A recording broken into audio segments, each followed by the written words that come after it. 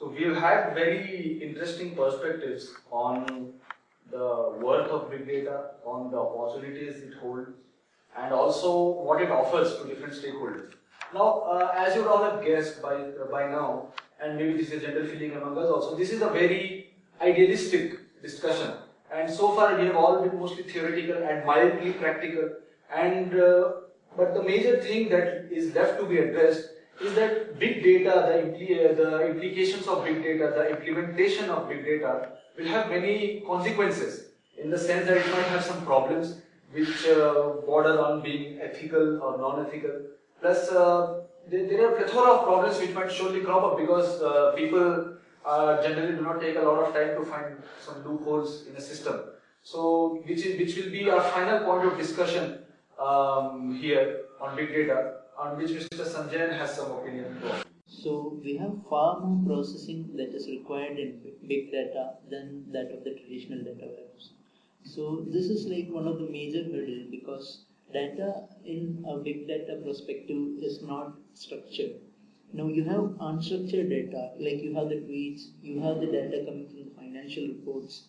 So syncing all of them into a system and analyzing them is a major hurdle in big data analytics. Apart from that, even if you take case where the maintenance cost. Now I hear a lot of complaints that the ROI on big data is very low for a small company, and it is very. It's only a bigger company and is able to leverage anything out of big data.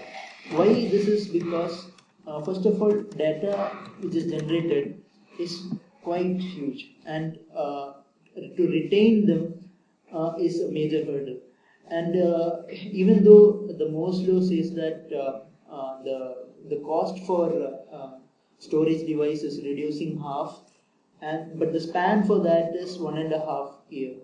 But the thing is, the rate of evolution of data, the rate at which data multiplies is double. So if you take both into an account, you'll see that why handling the data is a bigger challenge over here. Okay. So when it comes to like analytics in general and big data analytics in particular, there's one thing to be noted that everything that can be counted, it doesn't count. And everything that actually counts, it can never be counted. There are some things like that. So some of the over-enthusiastic people of the big data, they even went to claiming that the big data can beat better algorithms, and which was one of the reasons like a lot of companies from Fortune 500 to startups, they started with big data projects, but many of them have been closed down in between since the manager couldn't find the ROI that was and the expenditure that was being done on the big data projects. So one of the key challenges that currently big data analytics is facing is the lack of proper and trained manpower. Like in one of the McKinsey surveys, it was noted that in US alone, by 2017, there will be a shortfall of 1.4 lakhs of talent with deep analytical capabilities and more than 1.5 million of data savvy managers. So lack of proper trained manpower is one of the key reasons why there is some big data projects are not being that successful, and this entire phenomenon is losing its charm. So maybe this also raises questions on institutes which have to specialize in training students on analytics or big data. Because exactly. So far it has been plugged together with other streams of exactly. knowledge, but it's perhaps time now to train them specifically for this course. Exactly. Because this is the field which is in vogue right now. Exactly. Yeah. Actually, let me cite an article which I was reading just yesterday. IBM has done a study, and what they have found out is that about 75% of the managers they surveyed, as you are looking at this slide, which this shows, they are actually not happy with this thing called big data, and they are actually not happy with Hadoop per se, because they say that Hadoop does not do what they want. It's too complex, and the learning curve is very high. So there are some problems with big data. The current format of big data that we're talking about, the concept is good, the value definitely is there to be explored, but where we are in this evolution cycle, because we already talked about that we are in an evolution cycle right now. This is evolving There are certain things that have happened, and in fact, Apache has already come out with a newer concept, which is already being talked about. So there are things which are happening. This is going to improve. There are going to be bottlenecks because this is the way things progress. This is just how evolution happens. So we have to stay put with this because ultimately the big question that we have to answer is there value in this? Is there something that this has for us which we were not getting before? And that answer, I think, is a big yes.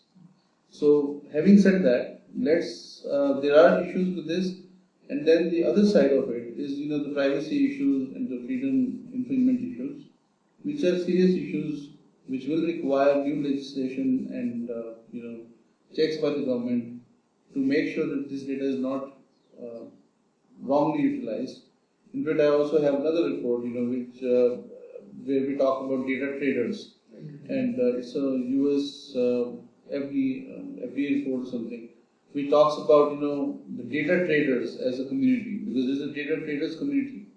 So all this is very fascinating. These things have not existed before, because never before mankind had data which could be traded on a pen drive, and now pen drive you can get like 128, 256, whatever gigabytes.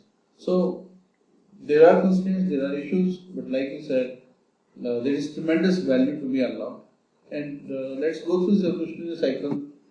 Let's try to hire people who actually understand this into companies, because there are also people who are actually just trying to make profit out of this.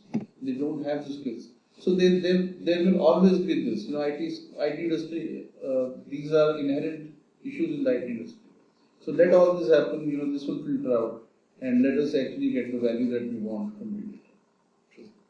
Yeah, so the problem which many companies face is that there is over dependence of data by many analysts.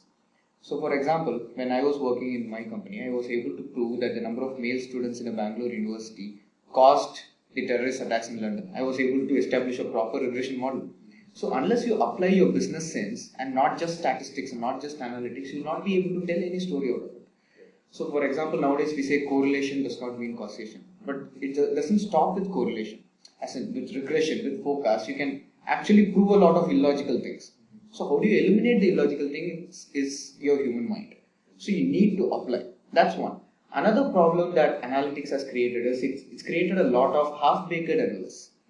For example, there are people who can build an ARIMA model. They know how to code ARIMA model. ARIMA is a forecasting model in SAS. SAS is a software. And they'll be able to get forecast out of it. But they do not know the stats behind it. They do not know the math behind it. They'll just tell the company, these are the sales that you'll have in the next 13 weeks. How they are doing it, they have no idea. They just know to check for errors. They just know where do I see if I have any problems with my model, and they just throw it out. But when that kind of a thing happens, nobody can ever be sure if the model is right.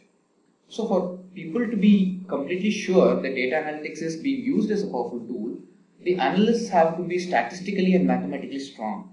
And that is a deficiency that we are having. Even people who are working in analytics for 4 or 5 years, they somehow tend to just do the models and get results out of them, but not really understand the science behind it. Not explain what they got. Exactly. Maybe they cannot explain the linkages of what led to what. Yes, correct. Okay, and I'll just say something which is very famously said for the field of analytics and statistics. There are lies and then there is statistics. So this is, I just want to summarize what my friend here was saying. You can actually prove anything with statistics. So let's really talk about making sense of data and getting value out of data. So as long as we stick to that, this is meaningful, it will be useful, and it will be productive. There has to be sensible usage of data. Yes. And just not blindly use it. So this part we have basically try to understand what could be the issues which crop up as big data becomes a world phenomenon now. As big data becomes an all-encompassing phenomenon now. So one issue could be that of scalability, which we have seen that small firms are not able to invest that much in data, and even if they invest, their returns are not commensurate with what they have invested. Second is the problem of lack of skilled workforce, as was mentioned. So this brings to light the need for institutes, perhaps, or like say research domains, which specialize in analytics. Also, then there is a problem of privacy, or say it's more of an ethical problem, and which requires strong legislation by neutral bodies. And maybe this is also a chance for the countries to get together and form a neutral body which could look at big data, which could legislate, and which could be a watchdog on big data. And finally, to summarize the whole discussion, I would like to say that, and I'm saying this with a corporate perspective, that most of the actions or the policies, or decisions taken by the corporates are always keeping customers in mind. And this is true more so in the modern age than ever it has been before. And we've all talked of the triangles, there are many framework service triangles which have been inverted, keeping the customers on top. Well, that is of course true. But the major thrust here, the major intention in this whole thing is to understand that a company is always going to take decisions which affect the human mind. And the human mind is the toughest machine to crack. And the human mind can work in unpredictable ways. And this is the reason why we need data, why we need data from different sources, which we talk about the variety of data, which we can correlate. Yes, of course, there is a problem that we can correlate anything with anything, but we need, of course, sense with this. We need to correlate this, and we need to understand what decision of a company will affect a consumer's mind in what manner. So this is the main intention, and our major thrust in this whole discussion has been to give you some pointers on which to develop future thought, on which to expand your knowledge. And as a final word, I would like to say that all the things that have been discussed here has barely scratched the surface of big data, and I think we've got consensus on that here. So that's it from us. This has been a very big panel discussion on big data, and I guess you have also made sense of what has been discussed. We hope to get back to you soon on many new topics. For now, this is it. Thank you all. Thank you.